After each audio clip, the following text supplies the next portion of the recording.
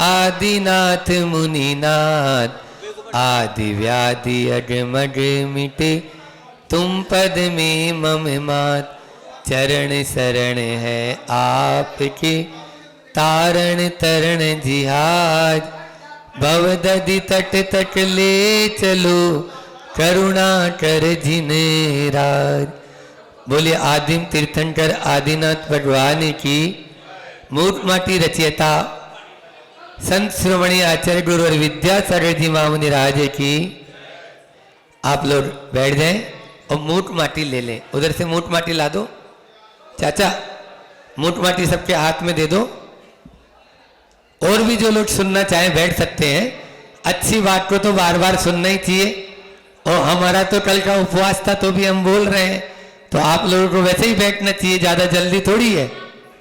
हाँ, तो इसलिए सुन लो, और सुनेंगे तो और अच्छा लगेगा आपको भी, क्योंकि बातें सब एक ही है, कहने के ढल अलग अलग है।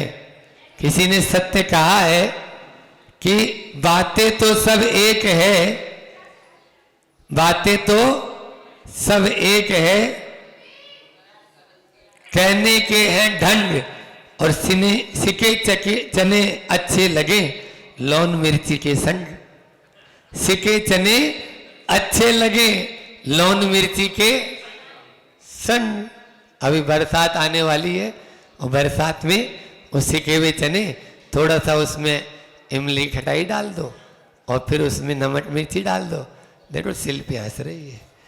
ठीक है, तो अब अपन आते हैं मूठ माटी पर कि जो प्रकृति के साथ रहता है वह तो प्रकृति के सब गुणों को जीत लेता है, सहन कर लेता है। सर्दी में, ठंडी में, बरसात में सब सहन कर लेता है। ये बात अपनी चल रही थी। अब जो प्रकृति के साथ नहीं रहता है, जो प्रकृति के साथ नहीं रहता है, वो हार जाता है, घुटने टेक देता है। आजकल की माँ लोग हैं ना, ये बैठी हैं, तो ये लोग क्या करती हैं, दादी लोग, जो बच्चा होता है वो पैदा होते ही उसके मुंह को भी ढक देंगे, नाक को भी ढक देंगे, पाँव को भी ढक देंगे, हाथों को भी ढक देंगे। इससे वो मजबूत नहीं बनता, वो मरियल हो जाता है। क्या हो जाता है? पहले के बच्चे सर्दी में भी नाक यहाँ से बह रही है, नीचे बह रही है, चलने दो। वो माँ भी जानती थी, नंगा घूम रहा है, घूमने दो। क्यों? क्योंकि ये मजबूत इसी से बनेगा। आज जो हमारे में मजबूती है वो उन्हीं दिनों की है। उस समय यदि मान लीजिए इस तरह से कर देती तो वो भी सहन नहीं कर पाते। इसलिए मजबूती सहन करने के लिए प्रकृति के समीप आओ। तो यहाँ पर आचार्य भगवान बहुत अच्छी बात कह रहे हैं। स्वभाव से ही प्रेम है हमारा, और स्वभाव में ही क्षेम है हमारा। बहुत सुंदर बात है। देखो पंक्तियां देखो कितनी अच्छी है। स्वभाव से ही प्रेम है हमारा, और स्वभाव में ही क्षेम है हमारा। पुरुष प्रकृति से यदि दूर होगा, निश्चित ही वह विकृति का पूर होगा। पुरुष का प्रकृति में रमना ही मोक्ष है, सार है, और अन्यत्र रमना ही भ्रमना है, मोह है, संसार है। बोलो, अभी अभी प्रवचन भी इसी पे किए हमने कि प्रकृति के जितने समीप जाओगे उतने ही स्वस्थ रहोगे। पेज नंबर 92, 92, 93, आपकी पुस्तक में 93 है, हमारे में भी 93 है। ठीक है, 93 नंबर, ठीक है, पेज नंबर निकाल लो। तो स्वभाव से जितना नजदीक आपको स्वभाव में आना है या विभाव में जीना है? बोलो बल्लू भैया, स्वभाव में जीना है तो प्रकृति के पास आना पड़ेगा। क्या होना पड़ेगा? प्रकृति के पास आएंगे तभी आप स्वभाव में जी पाएंगे, अन्यथा स्वभाव को नहीं जी पाएंगे। तो प्रकृति क्या है? अब बोलो, प्रकृति क्या है? प्रकृति का मतलब है जो नेचर, जो नेचुरल है वो प्रकृति है।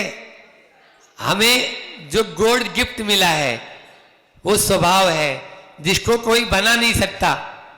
बोलो, क्या विज्ञान इतने बड़े आविष्कार कर लिए, क्या एक फूल बना सकता है गुलाब का? नहीं महाराज, उससे भी बड़े बड़े बना दिए। आपने क्या देखा? ये देखो आपके सामने तो रखे, आप झूठ भी बोलते हो महाराज। बोलो, इसमें सुगंध है? ये प्लास्टिक के फूल हैं, समझ आ रहा है?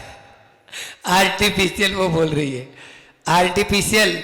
इसमें कुछ नहीं, फूल तो है लेकिन सुगंध नहीं, सेव तो है लेकिन स्वाद नहीं, पपीते लटक रखे बड़े बड़े, तोड़ लो खा लो, कुछ नहीं, प्लास्टिक के पपीते, दांत और टूट जाएंगे, आते और खराब हो जाएगी। तो यहाँ पर आचार्य श्री जी कह रहे हैं स्वभाव से ही प्रेम है हमारा, स्वभाव में ही क्षेम है हमारा। क्षेम का मतलब होता है सुख, शांति। शांति, सुख शांति कहाँ मिलेगी? स्वभाव में, है ना, विभाव में नहीं।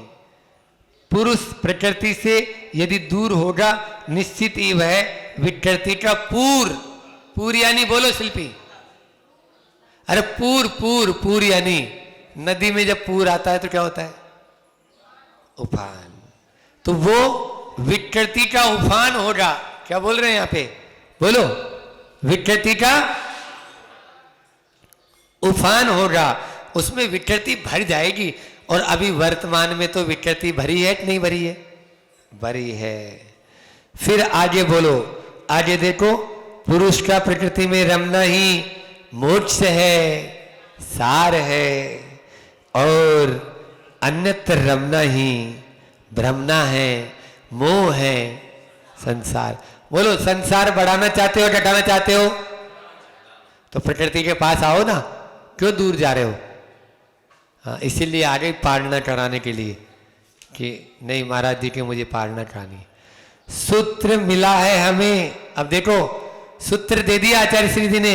आप लोग सूत्र मानते रहते हो कि सूत्र दिया है हमें कि केवल वह बाहरी उद्यमहीनता ही नहीं, वरन मन के गुलाम मानव की जो काम वृत्ति है, तामसता, कायरता है, वही सही मायने में भीतरी कायरता है।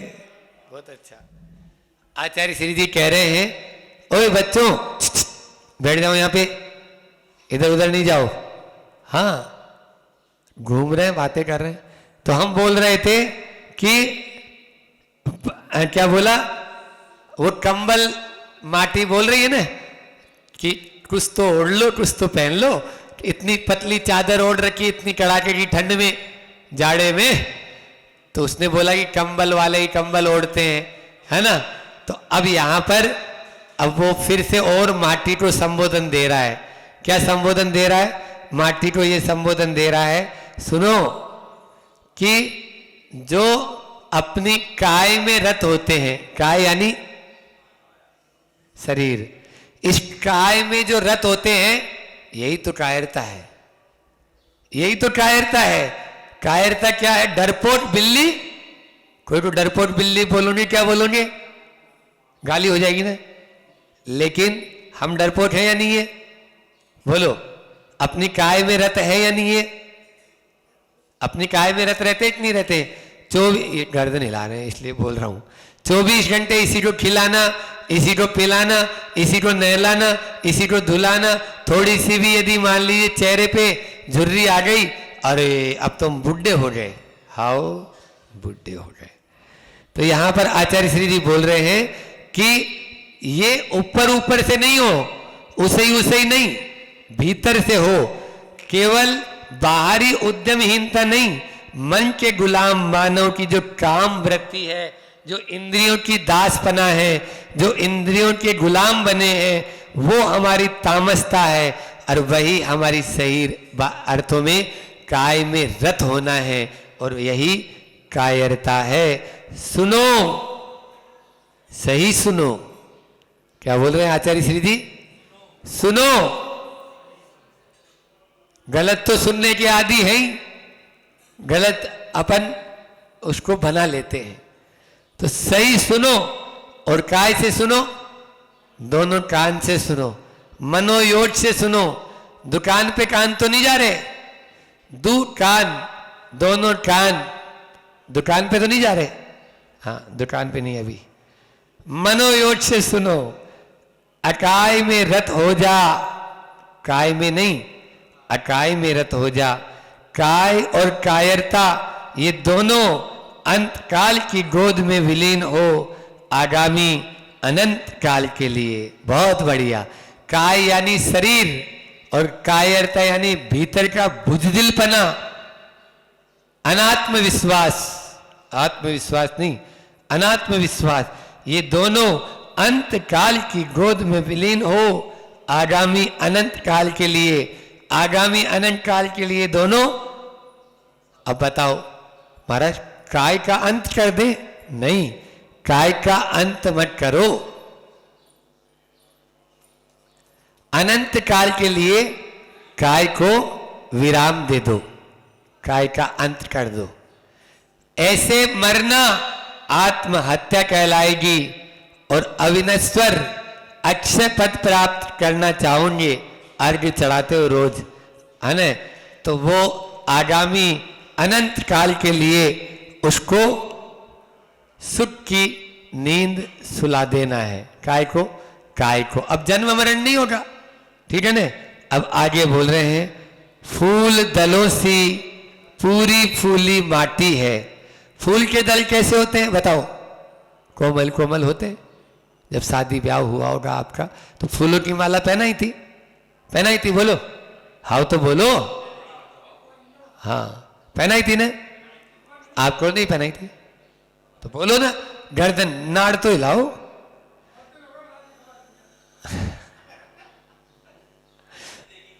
फूल, हाँ, एक फूल में अनंत जीव है, देख लो। फूल दलों सी पूरी फूली माटी है। वो फूल जैसे मुलायम मुलायम होते हैं, ऐसे ही वो फूली भी माटी है। माटी का यह फूलना ही चितनाहट स्नेहल भाव है। जो माटी जो फूल गई है, अब उसमें क्या आ गया?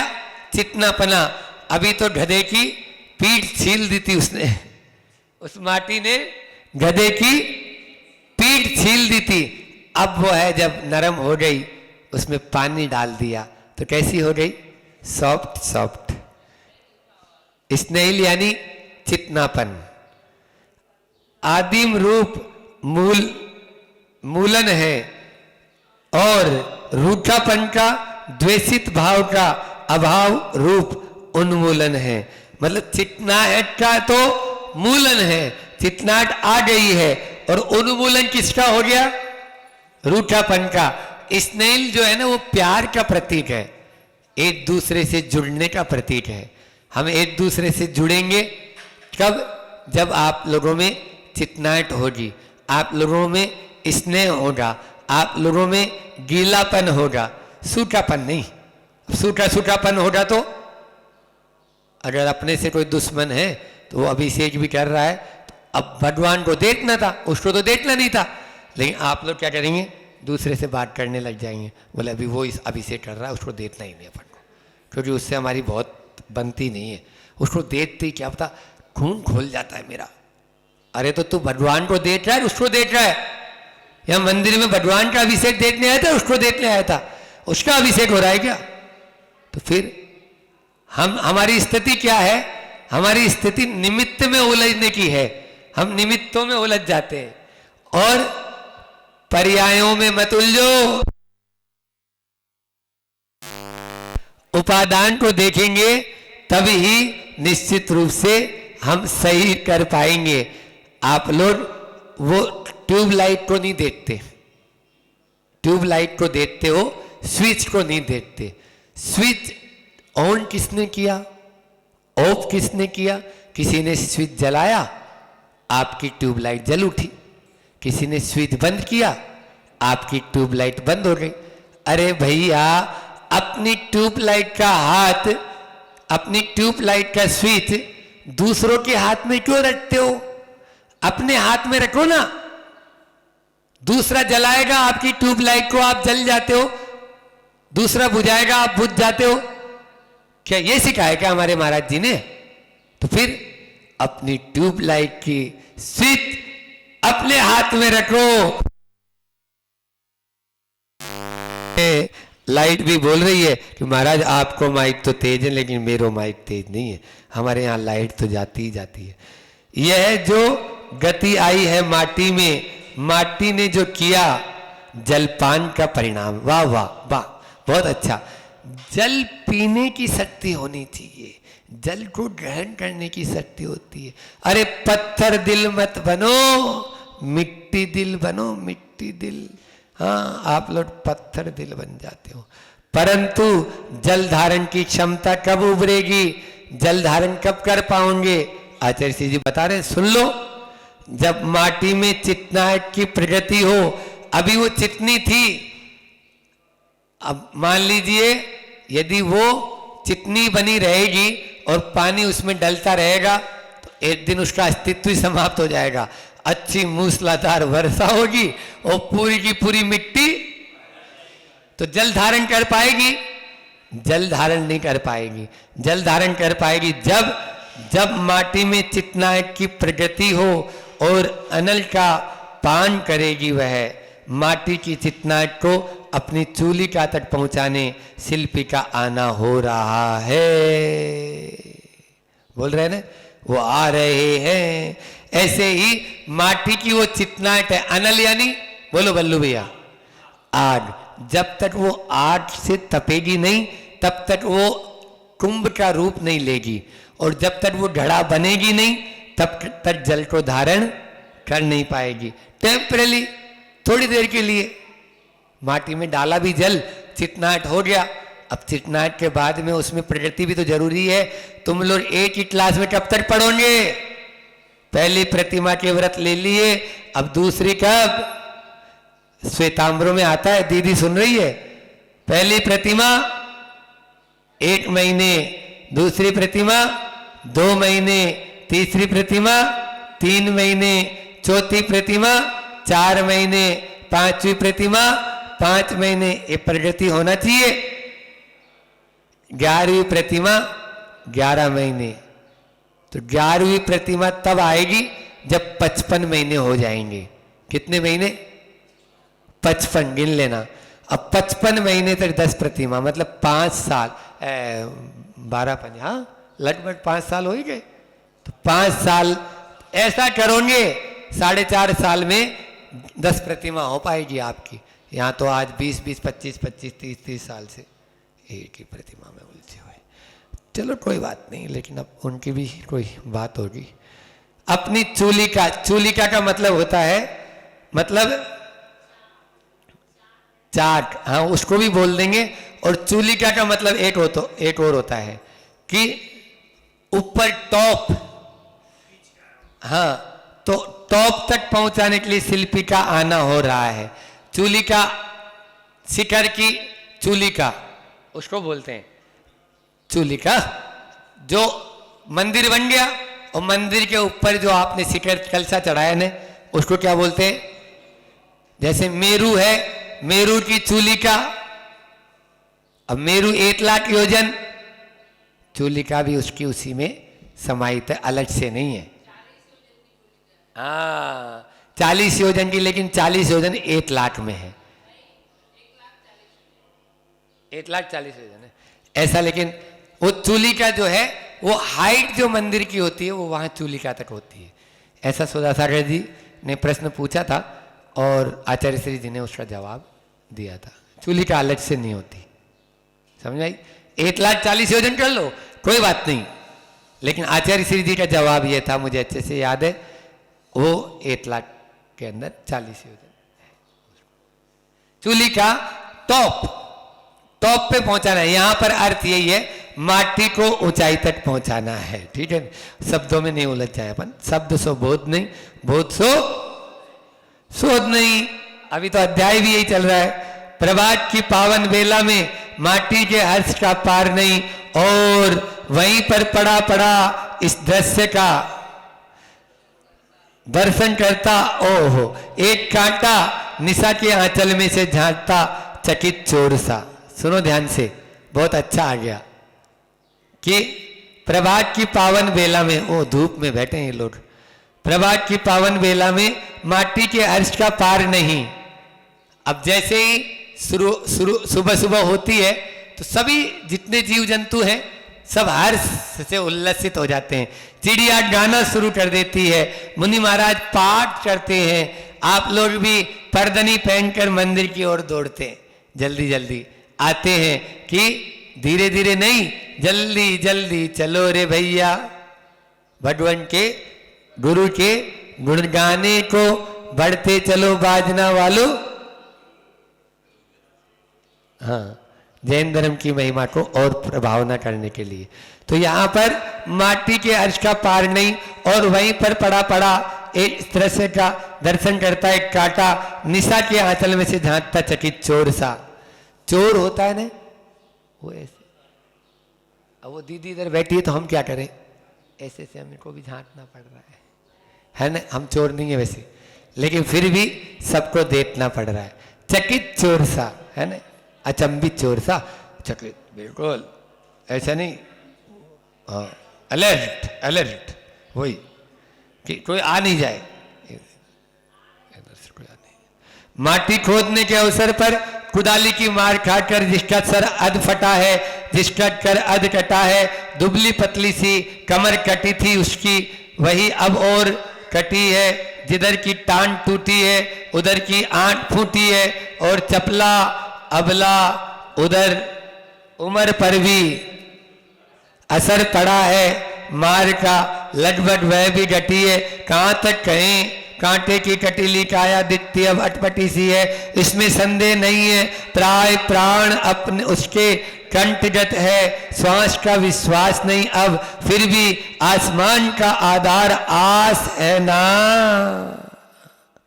तन का बल वह कण सा रहता है, और मन का बल वह मन सा रहता है, यह एक अकाट नियम है।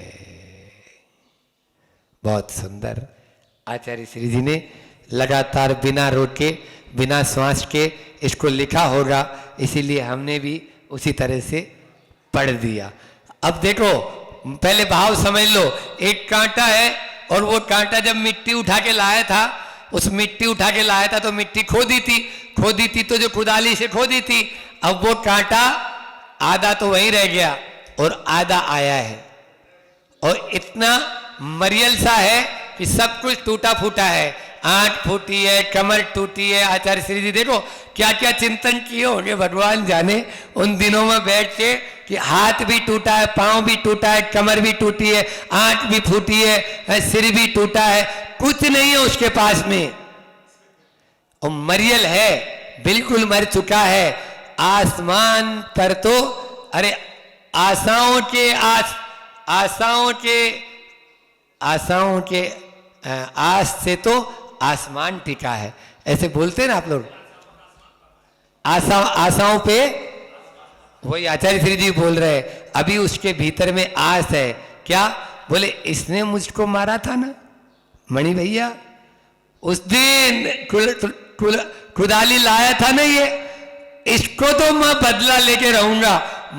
वेंटिलेटर पे चढ़ा हुआ है, 2 तो 3 वेंटिलेटर लगे हुए हैं, सब तरफ से वेंटिलेटर लगे हैं, लेकिन फिर भी मन की आस तो जाती नहीं है। वो एक आदमी था, मरने के कगार में था। अब बच्चों ने सोचा कि भैया इसको वेंटिलेटर पे है पापा जी दादाजी, अब इनको थोड़ा सा बोल दें, संबोधन दे दें। बोले बाबूजी भगवान राम का नाम लो। हाँ अच्छा याद दिलाया, रामदास जो है ना, रामदास चौधरी, वो 2 महीने का ब्याज नहीं दिया, ब्याज ले लेना। बोल नहीं पा रहे थे, लेकिन रामदास चौधरी, मन की खुराक मणसी है और तन की खुराक कणसी है, कणसी है, ऐसा बोलते हैं। सुन रहे हो नहीं सुनो? उन्होंने सोचा बच्चों ने, अब राम का नाम तो ले नहीं पा रहे, सो भगवान का बोल दे। तो बोले बाबूजी वो कुछ छोड़ो, अबे मरने वाले हो, भगवान का नाम ले लो। हाँ, वो भगवान दास जो अपने बाजू में रहता है, उसने भी 2 महीने का मकान का किराया नहीं चुकाया, उससे किराया ले लेना। अब ऐसों को क्या करेंगे? आचार्य विद्यासागर जी भी नहीं समझा पा रहे हैं, हम क्या समझाएंगे? तो यहां पर ध्यान रख लेना, वो कांटा बदले की भावना रखता है। एक एक लाइन का अर्थ अपन देखते हैं, बहुत सरल है, बहुत ही अच्छा है। माटी खोदने के अवसर कुदाली की मार खाकर जिसका सर अध फटा है, आधा वहां पे रह गया, आधा यहां पे आया है, मैंने बोल दिया था पहले ही, सर आधा फटा है। दुबली जिसका उर कर अध कटा है, अब जिसका हाथ जो है वो कटा हुआ है, मतलब ऐसे भी फटा है, ऐसे भी फटा है। भगवान कैसा होगा? वही दुबली पतली कमर कटी थी उसकी, अब कमर भी कटी हुई है, वही अब और कटी है। पहले तो दुबला था ही और कट गया। जिधर की टांग टूटी है उधर की आंख फूटी है, अब टांग भी टूटी हुई और क्या दशा होगी भगवान। आचार्य श्री जी ने क्या चिंतन किया होगा, क्या सोचा होगा, अपने तो दिमाग ही नहीं दौड़ता इतना। और चपला चंचल, अबला उम्र पर भी, अबला यानी नव युवती जो होती है ना, अबला। असर पड़ा है मार का, उस समय पड़ा था मार का असर, है न? चंचल, जब चंचल थी, अबला थी, लगभग वह भी घटी है, क्योंकि इतनी मार पड़ने के बाद में अच्छे अच्छे सीधे हो जाएंगे। क्यों बल्लू भैया? तो वो भी सीधा हो ही जाना चाहिए था। सुनो तो अभी मार का कुछ नहीं पड़ा। कहां तक कहें कांटे की कटीली काया, कटीली काया थी ना शरीर, दिखती अब अटपटी सी है, बिल्कुल अटपटा हो गया, वो कुछ भी नहीं है उसमें। यहां तक कि इसमें संदेह नहीं है, प्राय प्राण उसके कंठगत है। प्राण बस नमो हरि अंताणम आप लोग शुरू कर देते हो सुनाना, वो वाली स्थिति है, वैसी स्थिति उसकी हो गई। प्राण कंठगत है, श्वास का विश्वास नहीं। अब अगली श्वास आएगी या नहीं आएगी, वही वेंटिलेटर सबसे बढ़िया उदाहरण है अपने लिए। तो फिर भी आसमान का आधार आस है ना, अभी आस है ना? आस, आप आस नहीं है? बोले महाराज भले ही डाई से पोत रहे हम बाल, आपको क्या मालूम, अभी तो हम फिर से जवान हो जाएंगे। हाँ, हम फिर से ब्याह कर सकते हैं। आओ कर लो ब्याह। एक तो समझ ही नहीं पा रही और दूसरी लाने के लिए तैयार बैठे। फिर भी आसमान का आधार आस है ना, तन का बल वह कण सा रहता है, तन में कोई बल नहीं है, कण सा है। एक मच्छर भी, एक छोटा सा मच्छर भी भीतर से हिला डालता नहीं डालता आपको? कल वहां भीमकुंड में बहुत मच्छर थे, ठंडी में रहते ही हैं मच्छर तो, लेकिन फिर भी कोई बात नहीं, अच्छा लगा था। और वो कह रहे थे ओए सोई मत, सोने के लिए आए यहाँ पे, घर सोने के लिए छोड़ा था तुमने। वो मच्छर कान में आके बोलता सोना नहीं, सोने के लिए घर छोड़ा गया तुम्हें, आचार्य श्री संघ में क्यों आया? आचार्य श्री जी के मुझ से कई बार बोलते हैं निद्रा और वासना ये 2 सगी बहनें, उनका हाइकू है। निद्रा वासना दोनों सगी बहनें हैं, दोनों सगी बहनें हैं, इनको जीतना जरूरी है, इनको जीतना जरूरी है। निद्रा और वासना को जीतो, निद्रा और वासना को जीतो, तभी आप कर पाएंगे। तो यहां पर भी यही है कि तन का बल वह कण सा रहता है और मन का बल वह मन सा रहता है। यह एक अकाट्य नियम है, यह अकाट्य नियम है।